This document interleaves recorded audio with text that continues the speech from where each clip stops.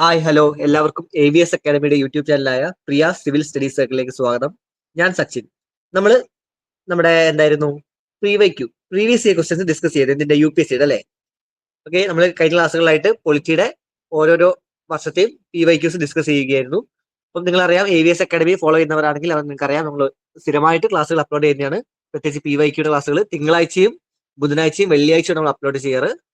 Polity മാത്രമല്ല മറ്റ് സബ്ജക്റ്റുകൾ, അതായത് ജോഗ്രഫി, ഹിസ്റ്ററി, എക്കണോമി, അങ്ങനെ എല്ലാ സബ്ജക്റ്റും നമ്മൾ അപ്ലോഡ് ചെയ്യുന്നുണ്ട്. അപ്പം നിങ്ങൾ മാക്സിമം സപ്പോർട്ട് ചെയ്യുക, ലൈക്ക് ചെയ്യുക, ഷെയർ ചെയ്യുക, സബ്സ്ക്രൈബ് ചെയ്യുക, ബെൽ ബട്ടൺ ഞെക്കുക. ഓക്കെ, അപ്പൊ ഇത് മാത്രമല്ല നമ്മൾ മറ്റ് ക്ലാസ്സുകളുണ്ട്. അതായത് ഇപ്പം ഫൗണ്ടേഷൻ ബാച്ചിലുള്ള ക്ലാസ്സുകൾ, അതായത് ഹയർ സെക്കൻഡറി, ഡിഗ്രി, ഹൈസ്കൂളൊക്കെ പഠിക്കുന്ന പിള്ളേർക്കുള്ള ഫൗണ്ടേഷൻ ബാച്ചിലെ ക്ലാസ്സുകൾ നമ്മൾ എടുക്കുന്നുണ്ട്. അതുപോലെ ടോപ്പിക് വൈസ് ക്ലാസ്സുകൾ നമ്മൾ എടുക്കുന്നുണ്ട്. UPSC ക്ലാസ്സുകൾ എടുക്കുന്നുണ്ട്. അതുപോലെ KAS, കേരള അഡ്മിനിസ്ട്രേറ്റീവ് സർവീസിലുള്ള ക്ലാസ്സുകളും ശനി ഞായറൊക്കെ ആയിട്ട് നമ്മൾ എടുക്കുന്നുണ്ട്. അപ്പം താല്പര്യമുള്ളവർ ഈ ഒരു നമ്പറിൽ കോൺടാക്ട് ചെയ്യുക. ഓക്കെ, അപ്പൊ എല്ലാവർക്കും നമ്മൾ ക്ലാസ്സിലേക്ക് കിടക്കാം. മാക്സിമം സപ്പോർട്ട് ചെയ്യുക. അപ്പൊ നമ്മൾ കഴിഞ്ഞ ക്ലാസ്സിൽ എവിടെയായിരുന്നു എടുത്തത്? പൊളിറ്റിയിലെ നമ്മൾ നോക്കിയ പൊളിറ്റി 2014 കഴിഞ്ഞു, 15 കഴിഞ്ഞു, 16 കഴിഞ്ഞു, 17 കഴിഞ്ഞു, 18 കഴിഞ്ഞു, 19 നമ്മൾ പകുതിയാക്കി വെച്ചിരിക്കുകയാണ് അല്ലേ. 19 ഇനി കുറച്ച് ക്വസ്റ്റ്യൻ കൂടെ ഉണ്ട്. അപ്പൊ നമുക്ക് ആ കുറച്ച് ക്വസ്റ്റ്യൻ കൂടി ഇന്ന് നോക്കാം, ഇന്ന് കംപ്ലീറ്റ് ചെയ്യാം. ഓക്കെ, നമ്മൾ 2024 വരെയുള്ള ടോപ്പിക്സ് ആണ് നോക്കുന്നത്. ഇപ്പൊ 2019 നമുക്കിന്ന് കംപ്ലീറ്റ് ചെയ്യാം. ഓക്കെ, നമ്മൾ ഇവിടെ 12ാമത്തെ ക്വസ്റ്റ്യൻ എത്തിയിരിക്കുകയാണ്. ഇനി ഒരു 6 ക്വസ്റ്റ്യൻ കൂടിയേ ഉള്ളൂ. ഓക്കെ, ഇന്നത്തെ ക്ലാസ് അത്രേ ഉണ്ടാവുള്ളൂ. അപ്പം 13ാമത്തെ ക്വസ്റ്റ്യൻ നോക്കിയേ. Consider the following statements. As per law, the compensatory afforestation fund management and planning authority exist at both national and state levels. People's participation is mandatory in the compensatory afforestation programs carried out under the Compensatory Afforestation Fund Act 2016. ഇതിൽ ഏതാണ് ശരി എന്നാണ് ചോദിച്ചത്.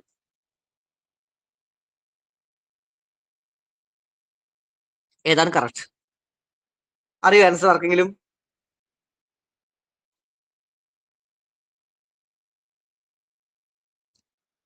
ആദ്യത്തെ statement, as per law the compensatory afforestation fund management and planning authority exist at both national and state level. ശരിയാണോ? നാഷണലിലും state ലെവലിലും ഉണ്ടോ ഈ കോമ്പൻസേറ്ററി അഫോറസ്റ്റേഷൻ ഫണ്ട് മാനേജ്മെന്റ്? ആലോചിച്ച് നോക്കിയാൽ നിങ്ങൾ കേട്ടിട്ടുണ്ടോ കോമ്പൻസേറ്ററി അഫോറസ്റ്റേഷൻ ഫണ്ട് എന്നുള്ളത്? ഓക്കെ, ഓപ്ഷൻ എ, ഇത് ഫസ്റ്റ് പോയിന്റ് ശരിയാണ്. നാഷണൽ ലെവലിലും ഉണ്ട്, സ്റ്റേറ്റ് ലെവലിലും ഉണ്ട്. Okay, 2016 compensatory afforestation fund act പ്രകാരം എന്താണ്? സ്റ്റേറ്റ് കോമ്പൻസേറ്ററി അഫോറസ്റ്റേഷൻ ഫണ്ട് ഉണ്ട്, നാഷണൽ കോമ്പൻസേറ്ററി അഫോറസ്റ്റേഷൻ ഫണ്ട് ഉണ്ട്. ഓക്കെ, അപ്പം രണ്ടിലും എക്സിസ്റ്റ് ചെയ്യുന്നുണ്ട്. പോയിന്റ് 1 ശരിയാണ്. ഇനി പോയിന്റ് 2 നോക്കിയേ. സിമ്പിൾ പോയിന്റ്, ഒന്ന് ആലോചിച്ചാൽ മനസ്സിലാവും. പീപ്പിൾസ് പാർട്ടിസിപ്പേഷൻ മാൻഡേറ്ററി, നിർബന്ധമാണെന്നാണോ? അങ്ങനെ ഉണ്ടാവുമോ? ഇല്ലല്ലേ. അപ്പം ഈ സ്റ്റേറ്റ്മെന്റ് തെറ്റാണ്. ഇതൊരിക്കലും മാൻഡേറ്ററി അല്ല. എവിടെയും എന്താണ് ഈ ഒരു ആക്ടിൽ എവിടെയും എന്താണ് പീപ്പിൾസ് പാർട്ടിസിപ്പേഷൻ മാൻഡേറ്ററി ആണെന്ന് എവിടെയും പറയുന്നില്ല. അപ്പൊ അതുകൊണ്ട് ആ സ്റ്റേറ്റ്മെന്റ് തെറ്റാണ്. അപ്പൊ ഓപ്ഷൻ 1 ഓൺലി ഏട്ടാ ശരി ഉത്തരം. അവിടെ പെൻ ടാബ് വർക്ക് ചെയ്യാത്തതുകൊണ്ട് നമ്മൾ മൗസ് വെച്ച് അഡ്ജസ്റ്റ് ചെയ്യാണ്. അതുകൊണ്ടാണ് ഹാൻഡ് റൈറ്റിംഗ് ഇങ്ങനെ. ഓക്കെ, അപ്പം നിങ്ങൾ ഇതിന് മുന്നിലുള്ള ക്ലാസ്സുകളൊക്കെ കേട്ടിട്ടാവും എന്റെ വിശ്വാസം. 2014, 15, 16, 17, 18 കണ്ടുണ്ടാവും. അതുപോലെ മറ്റ് സബ്ജക്റ്റിന്റെ ക്ലാസ്സുകൾ എടുക്കുന്നുണ്ട് എല്ലാ തിങ്കളാഴ്ചയും ബുധനാഴ്ചയും വെള്ളിയാഴ്ചയും ആയിട്ട്. അപ്പൊ എല്ലാ ക്ലാസ്സുകളും കാണുക. ഓക്കെ, ഇനി 14ാമത്തെ question. In India, which of the following review the independent regulators in sectors like telecommunication, insurance, electricity, etc. എന്താണ് ഇൻഡിപെൻഡന്റ് റെഗുലേറ്റേഴ്സ് എന്ന് പറയുന്നത്? അതേപോലെ ടെലികമ്മ്യൂണിക്കേഷൻ ഏരിയ, അല്ലെങ്കിൽ ഇൻഷുറൻസ്, അതല്ലെങ്കിൽ ഇലക്ട്രിസിറ്റി, ഇതൊക്കെ റെഗുലേറ്റ് ചെയ്യാൻ ഓരോ സംഭവങ്ങൾ ഉണ്ടല്ലേ. അതായത് ഇപ്പം നമ്മുടെ ബാങ്ക് RBI എന്നാണ് റെഗുലേറ്റർ ആണ്, ഇൻഡിപെൻഡന്റ് റെഗുലേറ്റർ ആണ്. അതുപോലെ ഇപ്പൊ ടെലികമ്മ്യൂണിക്കേഷൻസ് റെഗുലേറ്റർ ചെയ്യുന്ന ആരാണ്? ട്രായ് അല്ലേ, ട്രായ്. ഓക്കെ, അപ്പൊ അങ്ങനെ ഓരോന്നിനും എന്താണ് കുറെ റെഗുലേറ്റേഴ്സ് ഉണ്ട്. RBI, സെബി, ട്രായ്, അങ്ങനെ കുറെ റെഗുലേറ്റേഴ്സ് ഉണ്ട്. ഈ റെഗുലേറ്റേഴ്സിനൊക്കെ റിവ്യൂ ചെയ്യുന്നത് ഇതിൽ ആരൊക്കെയാണെന്നാണ് ചോദിച്ചത്. ഈ റെഗുലേറ്റേഴ്സ് എന്താണ്? RBI, ട്രായ്, ഇവരെയൊക്കെ റിവ്യൂ ചെയ്യുന്നത് ഈ കൂട്ടത്തിൽ ആരൊക്കെയാണെന്നാണ് ചോദ്യം. ഏതൊക്കെയാണ്? Ad hoc committees set up by parliament, parliamentary department related standing committees, finance commission, financial sector legislative reforms commission, NITI Aayog. ഇതിൽ ഏതൊക്കെയാണ് നമ്മുടെ റെഗുലേറ്റേഴ്സിനെ റിവ്യൂ ചെയ്യുന്നത്? അതായത് RBI, ട്രായ്, സെബി, ഇങ്ങനെയുള്ള റെഗുലേറ്റേഴ്സ് റിവ്യൂ ചെയ്യുന്നത് ആരൊക്കെയാണ്? അറിയോ ആർക്കെങ്കിലും? ഇതിൽ ആരെങ്കിലും എലിമിനേറ്റ് ചെയ്യാൻ പറ്റുമോ ഈ ഓപ്ഷൻസിൽ? അല്ല എന്നുള്ള ഉറപ്പുള്ള?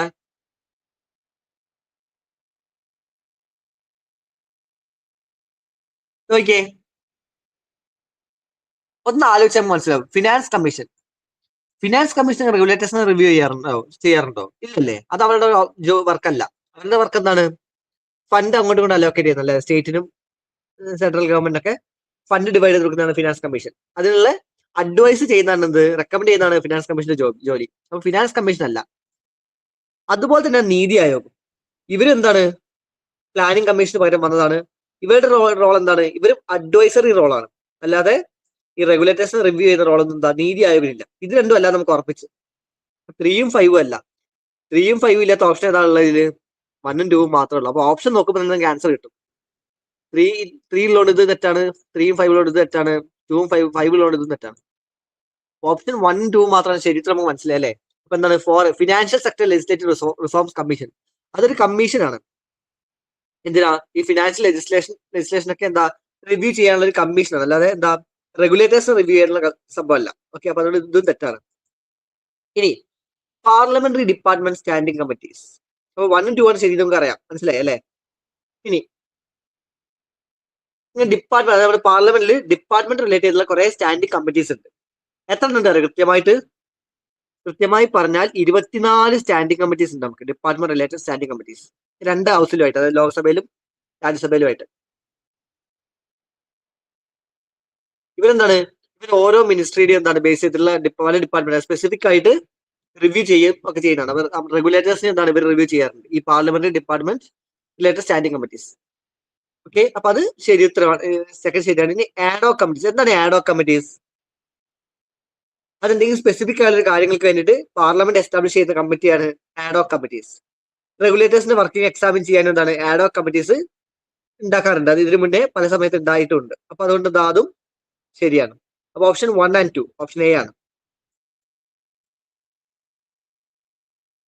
ഓക്കെ, ഇത് കുറച്ച് കറണ്ട് അഫയേഴ്സ് റിലേറ്റഡ് ആയുള്ള ടോപ്പിക് ആണ്. എന്താ, ഇതുപോലെ റെഗുലേറ്റേഴ്സ് നോക്കാൻ വേണ്ടി ചില ആഡോക് കമ്മിറ്റീസ് ഒക്കെ എന്താണ് ഗവൺമെന്റ് എസ്റ്റാബ്ലിഷ് ചെയ്തിട്ടുണ്ടായിരുന്നു. അപ്പൊ അതുമായിട്ട് ബന്ധപ്പെട്ട് കറണ്ട് അഫയേഴ്സ് റിലേറ്റഡ് ആയുള്ള ചോദ്യമാണ്. നെക്സ്റ്റ് 15ാമത്തെ question. Which of the following statement is are correct regarding the maternity benefit act 2017? Maternity benefit act 2017 ആയിട്ട് ബന്ധപ്പെട്ട ചോദ്യമാണ്. നോക്കാം. ഒന്നാമത്തെ, pregnant women are entitled for 3 months pre-delivery and 3 months post-delivery paid leave. കുറച്ച് tough question ആണ്. നിങ്ങൾക്ക് ഈ ഒരു ടോപ്പിക് പഠിച്ചിട്ടുണ്ടെങ്കിൽ മാത്രമേ നിങ്ങൾക്ക് ആൻസർ ചെയ്യാൻ പറ്റുള്ളൂ. Pregnant women are entitled for 3 months pre-delivery and 3 months post-delivery paid leave. അതായത് പ്രഗ്നൻസിക്ക് മുന്നേ ഒരു 3 മാസം ലീവും പ്രഗ്നൻസിക്ക് ശേഷം ഒരു 3 മാസം ലീവും ഉണ്ടെന്നാണ് പറഞ്ഞത്. ഇനി എന്റർപ്രൈസസ് വിത്ത് ക്രച്ചസ്. ഈ ക്രച്ചസ് ഉദ്ദേശിക്കുന്നത് വെച്ചിട്ടുണ്ടെങ്കിൽ എന്താ, ഈ ചെറിയ കുട്ടികളെയും ഒക്കെ വെക്കുന്ന നഴ്സറി ഉണ്ടാവില്ലേ, അതായത് അവർക്കുള്ള കെയർ കൊടുക്കുന്ന ചെറിയ ചെറിയ നഴ്സറി, അതാണ് ഈ ക്രച്ചസ് എന്ന് പറയുന്നത്. Enterprises with creches must allow the mother minimum 6 creche visit daily. അതായത് ചില എന്റർപ്രൈസ്, വലിയ വലിയ എന്റർപ്രൈസ് ഉണ്ടല്ലോ, അവിടെ ഈ ക്രച്ചേ സൗകര്യം ഉണ്ടാവും, ഫെസിലിറ്റി ഉണ്ടാവും, ക്രച്ചേ ഫെസിലിറ്റി. അപ്പം ഈ അമ്മമാർക്ക് എന്താണ്, ഈ ചെറിയ കുട്ടികളെ ഇടയ്ക്കിടയ്ക്ക് അവിടെ പോയി കാണാനുള്ള, വിസിറ്റ് ചെയ്യാനുള്ള എന്താ പെർമിഷൻ ഉണ്ടാവും. അതിനെ പറ്റിയാണ് ഈ ചോദ്യം, ഈ statement. Enterprises with creches must allow the mother minimum 6 creche visit daily. Creche എന്നുള്ള പ്രൊണൗൺസിയേഷൻ അത് തന്നെയാണോ എനിക്ക് ഉറപ്പില്ല. ഓക്കെ, ഇനി മൂന്നാമത്തെ statement. Woman with 2 children get reduced entitlement. അതായത് എന്താ, ആദ്യത്തെ കുട്ടി ഉണ്ടാകുന്ന സമയത്ത് കിട്ടുന്ന കുറെ ബെനിഫിറ്റ് ഉണ്ടല്ലോ, രണ്ടാമതൊരു കുട്ടിയാണ് ഉണ്ടാവുന്നതെങ്കിൽ അത്രയും ബെനിഫിറ്റ് കിട്ടില്ല എന്നാണ് പറയുന്നത്. അതായത് ആദ്യത്തെ കുട്ടി ഉണ്ടാവുന്ന സമയത്ത് കിട്ടുന്ന കുറെ ബെനിഫിറ്റ്സ് അതിനൊക്കെ കുറവായിരിക്കും രണ്ടാമത്തെ കുട്ടി ഉണ്ടാവുന്ന സമയത്ത് കിട്ടുന്നത്. അതായത് ചിലപ്പോൾ ലീവിന്റെ എണ്ണം കുറയും, മറ്റു ബെനിഫിറ്റ് ഒക്കെ കുറയും. ഓക്കെ, അതാണ് മൂന്നാമത്തെ സ്റ്റേറ്റ്മെന്റ്. ഏതാണ് ശരി? ആർക്കെങ്കിലും ആൻസർ ഉണ്ടോ? ഒന്ന് ആലോചിച്ച് നോക്കി നിങ്ങൾ. ഓക്കെ, നമ്മൾ പറയാം. ഒന്നാമത്തെ സ്റ്റേറ്റ്മെന്റ് ഓക്കെ,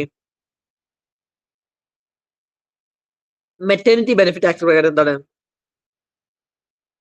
എത്ര ആണ് പെയ്ഡ് ലീവ് എന്നറിയോ? ഈ ഒരു ആക്ട് പ്രകാരം പെയ്ഡ് ലീവ് വരുന്നത് 26 വീക്സ് ആണ്. 26 വീക്സ്.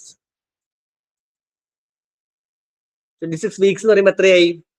6 മാസമായി. അപ്പൊ 3 മാസമല്ല 6 മാസമാണ്. ഒന്നാമത്തെ സ്റ്റേറ്റ്മെന്റ് തെറ്റാണ്. വുമൺ എംപ്ലോയീസിന് മെറ്റർണിറ്റി ലീവായിട്ട് എത്ര 6 മാസം കിട്ടും. ഓക്കെ, അപ്പൊ ഒന്നാമത്തെ സ്റ്റേറ്റ്മെന്റ് തെറ്റാണ്. ഇനി രണ്ടാമത്തെ, enterprises with creches must allow mother minimum 6 creche visit daily. അതും തെറ്റാണ്. എന്താ തെറ്റ്? 6 അല്ല 4 ആണ്. 4. ഓക്കെ,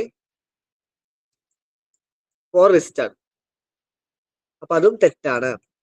ഇനി woman with 2 children get reduced entitlement. അത് ശരിയാണോ? അത് ശരിയായിരിക്കും അല്ലേ? കാരണം ആദ്യത്തെ തവണ കുട്ടി ഉണ്ടാവുമ്പോൾ കിട്ടുന്ന ബെനിഫിറ്റ് ഒന്നും എന്തായാലും രണ്ടാമത്തെ തവണ കുട്ടി ഉണ്ടാകുന്ന സമയത്ത് കിട്ടണമെന്നില്ല. അത് ശരിയായിരിക്കും, അത് ശരിയാണ്. ഓക്കെ, എന്താണ് വ്യത്യാസം? എന്താണ് ഇവിടെ ലീവ് എത്രയായിരുന്നു? 26 വീക്ക് അല്ലേ? എന്നാൽ രണ്ടാമത്തെ കുട്ടിയാണെങ്കിൽ ലീവ് എത്ര അറിയോ? വെറും 12 വീക്കാണ്. അതായത് 3 മാസം. ഓക്കെ, അപ്പൊ വ്യത്യാസം കണ്ടില്ല? ഇവിടെ 26 വീക്ക് ലീവ് ഉണ്ടായിരുന്നു. അപ്പൊ രണ്ടാമത്തെ കുട്ടി ആയതോടെ എന്താ 12 മാസം ലീവ്, അപ്പൊ സോറി 12 വീക്കിന്റെ ലീവ് ആണ്. അപ്പം എന്താണ്? ഓപ്ഷൻ 3 മാത്രമാണ് ശരി. Option 3 only. ഓക്കെ, ക്ലിയർ അല്ലേ? നമുക്ക് അടുത്ത ക്വസ്റ്റ്യനിലേക്ക് പോവാം. 16ാമത്തെ. ഇത് സിമ്പിൾ ക്വസ്റ്റ്യൻ ആണ്. കുറച്ച് ആലോചിച്ചാൽ നമുക്ക് ആൻസർ ചെയ്യാൻ പറ്റും. In the context of any country, which one of the following would be considered as a part of its social capital? പല ക്യാപിറ്റൽ ഉണ്ട്. Physical capital, social capital, okay, human capital, അങ്ങനെ കേട്ടില്ലേ? അപ്പം സോഷ്യൽ ക്യാപിറ്റൽ, ഈ പറഞ്ഞ ഏതാണ് social ക്യാപിറ്റലായിട്ട് ബന്ധപ്പെട്ട ചോദ്യം? The proportion of literates in the population, the stock of its buildings and other infrastructure and machines, the size of population in the working age group, the level of mutual trust and harmony in the society. ഇതിൽ ഏതാണ് social capital? ആലോചിച്ച് നോക്കിയേ.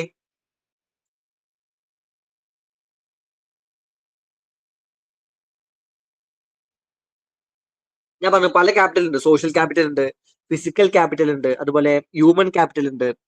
ഇതിലിപ്പോ social capital വരുന്ന ഏതാണ് ചോദ്യം? The proportion of literates in the population, അതായത് എന്താ സാക്ഷരതയുള്ള വ്യക്തികൾ, പോപ്പുലേഷൻ, അത് പറയുന്നത് എന്താ? അത് സോഷ്യൽ ക്യാപിറ്റൽ അല്ല, അത് ഹ്യൂമൻ ക്യാപിറ്റൽ ആണ് വരിക. അപ്പൊ തെറ്റാണ്. ഓപ്ഷൻ എ തെറ്റാണ്. B, stock of its building other infrastructure machine. Building, infrastructure, machines, ഇതൊക്കെ പറയുന്നത് എന്താണ്? ഇതൊക്കെ ഫിസിക്കൽ ആയുള്ള കാര്യങ്ങളല്ലേ, ഫിസിക്കൽ ക്യാപിറ്റൽ ആണ്, അല്ലാതെ എന്താണ് സോഷ്യൽ ക്യാപിറ്റൽ എന്നല്ല. ഇനി size of population in the working age group, working age ഗ്രൂപ്പുള്ള പോപ്പുലേഷൻ, അത് ഹ്യൂമൻ ക്യാപിറ്റൽ ആണ് വരിക, സോഷ്യൽ ക്യാപിറ്റൽ അല്ല. അപ്പൊ അതും തെറ്റാണ്. ആൻസർ വരുന്ന ഓപ്ഷൻ ഡി ആണ്. The level of mutual trust and harmony in the society. Okay, ഈ സോഷ്യൽ ക്യാപിറ്റൽ വെച്ചാൽ എന്താണ്? അതായത് കുറെ എന്താ സോഷ്യൽ ക്യാപിറ്റൽ വെച്ചിട്ടുണ്ടെങ്കിൽ വാല്യൂസ്, കുറെ ബിലീവ്സ്, ആറ്റിറ്റ്യൂഡ്, ഇതൊക്കെ ഉണ്ടാവല്ലോ. അതായത് സോഷ്യൽ ഇന്ററാക്ഷനെ ഗവേൺ ചെയ്യുന്ന കുറെ വാല്യൂസ്, ബിലീവ്സ്, ആറ്റിറ്റ്യൂഡ്സ്, ഇതൊക്കെയാണ് സോഷ്യൽ ക്യാപിറ്റൽ എന്ന് പറയുക. ഈ ഇൻഡിവിജ്വൽസിന്റെ ഇടയിലുള്ള കണക്ഷൻ ഉണ്ടല്ലോ, അതിനൊക്കെ വേണമെങ്കിൽ നമുക്ക് സോഷ്യൽ ക്യാപിറ്റൽ എന്ന് പറയാം.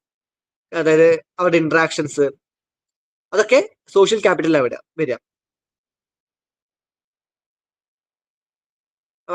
അതുപോലെ തന്നെ അപ്പൊ അതുകൊണ്ട് തന്നെ മ്യൂച്വൽ ട്രസ്റ്റ്, ഇൻഡിവിജ്വൽസിന്റെ ഇടയിലുള്ള മ്യൂച്വൽ ട്രസ്റ്റ്, ഹാർമണി, ഇതൊക്കെ എന്താണ് സോഷ്യൽ ക്യാപിറ്റൽ വരും. ഓക്കെ, അപ്പൊ സോഷ്യൽ ക്യാപിറ്റൽ എന്താണ്? വാല്യൂസ്, ബിലീവ്സ്, ആറ്റിറ്റ്യൂഡ്, അല്ലെങ്കിൽ ഇൻഡിവിജ്വൽസിന്റെ ഇടയിലുള്ള കണക്ഷൻസ്, ഇന്ററാക്ഷൻസ്, ഇതൊക്കെ സോഷ്യൽ ക്യാപിറ്റൽ വരും. ഓക്കെ, ഓർത്ത് വെക്കാം. അപ്പൊ ഓപ്ഷൻ ഡി ആണ് ശരി ഉത്തരം. ഇനി 17ാമത്തെ question. With reference to the constitution of India, consider the following statements. No high court shall have the jurisdiction to declare any central law to be constitutionally invalid. അതായത് സെൻട്രൽ ഗവൺമെന്റ് ഉണ്ടാക്കിയ ഏതെങ്കിലും ഒരു law അത് കോൺസ്റ്റിറ്റ്യൂഷണലി ഇൻവാലിഡ് ആണ്, അതായത് കോൺസ്റ്റിറ്റ്യൂഷനിൽ പറഞ്ഞ പ്രകാരമല്ല, constitutionally അത് valid അല്ല എന്ന് പറയാനുള്ള അധികാരം ഹൈക്കോർട്ടുകൾക്ക് ഇല്ല എന്നാണ് ആ സ്റ്റേറ്റ്മെന്റ്. അതായത് സുപ്രീം കോടതിന് മാത്രമേ ഉള്ളൂ, ഹൈക്കോടതിന് ഇല്ല എന്നാണ് ഈ സ്റ്റേറ്റ്മെന്റ് പറയുന്നത്. രണ്ടാമത്തെ, an amendment to the constitution of India cannot be called into question by the Supreme Court of India. അതായത് ഗവൺമെന്റ് എന്തെങ്കിലും കോൺസ്റ്റിറ്റ്യൂഷന്റെ അമെന്റ്മെന്റ് കൊണ്ടുവന്നാൽ അത് ചോദ്യം ചെയ്യാനുള്ള അധികാരം സുപ്രീം കോടതിക്ക് ഇല്ല എന്നാണ് പറഞ്ഞിരിക്കുന്നത്. സിമ്പിൾ ക്വസ്റ്റൻ ആണ്, നമുക്ക് ആൻസർ ആയി സിമ്പിൾ ആയി ചെയ്യാം. ഇത് രണ്ടാമത്തെ സ്റ്റേറ്റ്മെന്റ് നിങ്ങൾക്ക് കാണുമ്പോൾ തന്നെ അറിയാം എന്താണ്, അത് തെറ്റാണ് അല്ലേ? കാരണം സുപ്രീം കോടതിയിൽ ചോദ്യം ചെയ്യാൻ പറ്റാത്ത നിയമമൊന്നുമില്ല. Okay, amendment the constitution.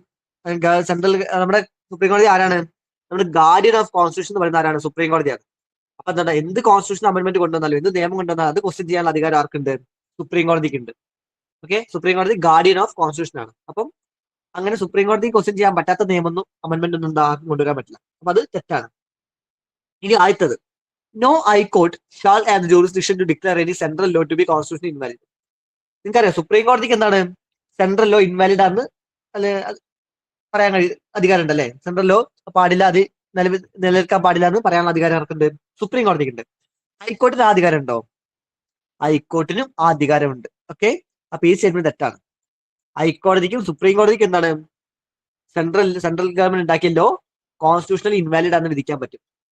Okay, 42ാമത് നമ്മുടെ 42ാമത്തെ അമെന്റ്മെന്റ് ആക്ട് ഉണ്ടല്ലോ, വളരെ ഇമ്പോർട്ടന്റ് ആയ 42ാമത്തെ അമെന്റ്മെന്റ് ആക്ട്, അതായത് മിനി കോൺസ്റ്റിറ്റ്യൂഷൻ വരെ പറയുന്ന 1976 42ാമത്തെ അമെന്റ്മെന്റ് ആക്ട് പ്രകാരം എന്താണ്, ഹൈക്കോർട്ടിന് ഈ ഒരു അധികാരം ഇല്ല എന്നാണ് പറഞ്ഞത്. ഹൈക്കോർട്ടിന് സെൻട്രൽ ലോ ഇൻവാലിഡ് ആണെന്ന് പറയാനുള്ള അധികാരം ഇല്ല എന്നാണ് 42ാമത്തെ അമെന്റ്മെന്റ് ആക്ട് പറയുന്നത്. എന്നാൽ 43ാമത്തെ അമെന്റ്മെന്റ് ആക്ട് പ്രകാരം, അതായത് 1978 വന്ന 43ാമത്തെ അമെന്റ്മെന്റ് ആക്ട് പ്രകാരം എന്ത് വന്നു? അത് തിരിഞ്ഞു വന്നു. അതായത് ഹൈക്കോടതിക്ക് എന്താണ്, സെൻട്രൽ ലോ കോൺസ്റ്റിറ്റ്യൂഷൻ ഇൻവാലിഡ് ആണെന്ന് പറയാനുള്ള അധികാരം ഉണ്ട് എന്ന്. ഓക്കെ, അപ്പൊ അതുകൊണ്ട് ഈ സ്റ്റേറ്റ്മെന്റ് തെറ്റാണ്. ആൻസർ എന്താണ്? ഓപ്ഷൻ ഡി ആണ്, നൈദർ 1 or 2. ഹൈക്കോടതിക്കും സുപ്രീം കോടതിക്കും എന്താണ്, സെൻട്രൽ ലോ ഇൻവാലിഡ് ആണെന്ന് പറയാനുള്ള അധികാരമുണ്ട്.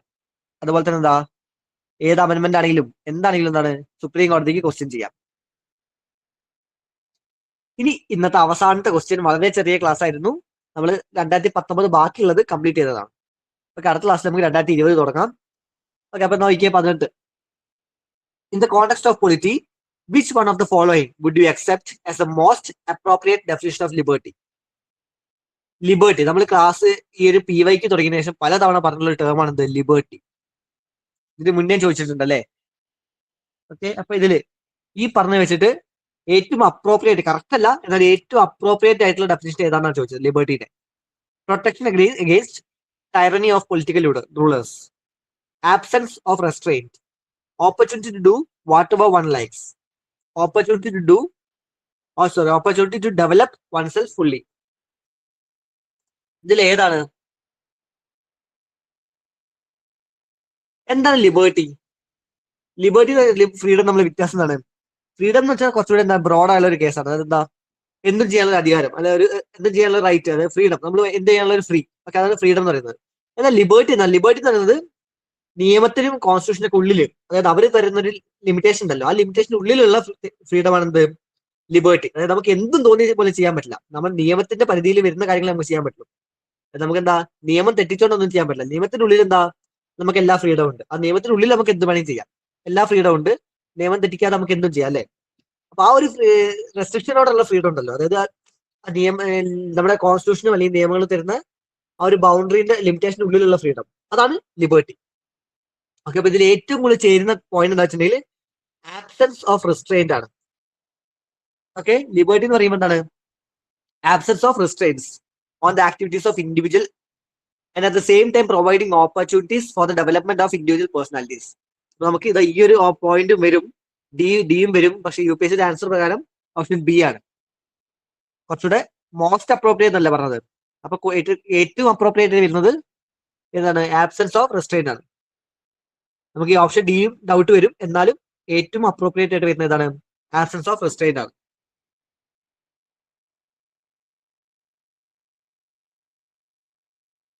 ലിബർട്ടി എന്താണ്?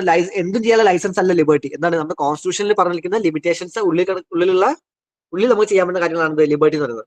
ഓക്കെ, അതേസമയം എന്താ, നിയമത്തിന്റെ ഉള്ളിലുള്ള എന്താ, നിയമം അനുസരിക്കുന്ന കാലത്തോളം നമുക്ക് എന്താ, റിസ്ട്രെയിന്റ് ഒന്നും ഇല്ലാതെ ഫ്രീ ആയിട്ട് കാര്യങ്ങൾ ചെയ്യാൻ പറ്റും. ഓക്കെ, ആബ്സെൻസ് ഓഫ് റിസ്ട്രെയിന്റ് ആണ് അപ്പൊ കറക്റ്റ് ആൻസർ, ഓപ്ഷൻ ബി. അപ്പൊ ഇന്ന് ഇത്രയേ ഉള്ളൂ. നമ്മൾ അതോടെ 2019 ഫിനിഷ് ചെയ്തിട്ടുണ്ട്. 2020 അടുത്ത ക്ലാസ്സിൽ സ്റ്റാർട്ട് ചെയ്യാം. ഓക്കെ, അപ്പം എല്ലാം ഞാൻ പറഞ്ഞല്ലോ, നമ്മൾ PYQ മാത്രമല്ല മറ്റു ക്ലാസ്സുകൾ എടുക്കുന്നുണ്ട്. അതുപോലെ കേരള അഡ്മിനിസ്ട്രേറ്റീവ് സർവീസിന്റെ ക്ലാസ്സുകൾ എടുക്കുന്നുണ്ട്, UPSC ക്ലാസ്സുകൾ എടുക്കുന്നുണ്ട്, ഫൗണ്ടേഷൻ ബാച്ചിന്റെ ക്ലാസ്സുകൾ എടുക്കുന്നുണ്ട്. അപ്പം താല്പര്യമുള്ളവർക്ക് ഇതിൽ പറഞ്ഞിരിക്കുന്ന ഈ നമ്പറിൽ കോൺടാക്ട് ചെയ്യാം. ഓക്കെ, അപ്പൊ അത്രയേ ഉള്ളൂ. അപ്പൊ മാക്സിമം എല്ലാവരും സപ്പോർട്ട് ചെയ്യുക, ലൈക്ക് ചെയ്യുക, ഷെയർ ചെയ്യുക, സബ്സ്ക്രൈബ് ചെയ്യുക. ബെൽ ബട്ടൺ ഞെക്കുക, നിങ്ങളുടെ ഫ്രണ്ട്സിലേക്ക് എത്തിക്കുക, സിവിൽ സർവീസ് ഒക്കെ താല്പര്യമുള്ള ഫ്രണ്ട്സിലേക്കൊക്കെ എത്തിക്കുക. അപ്പം ഓക്കെ, നമുക്ക് അടുത്ത ക്ലാസ്സിൽ കാണാം. ഞാൻ പറഞ്ഞു PYQ ക്ലാസ്സുകൾ തിങ്കളാഴ്ചയും ബുധനാഴ്ചയും വെള്ളിയാഴ്ചയാണ് ഉണ്ടാവുക. അപ്പൊ thank you, see you, okay, by.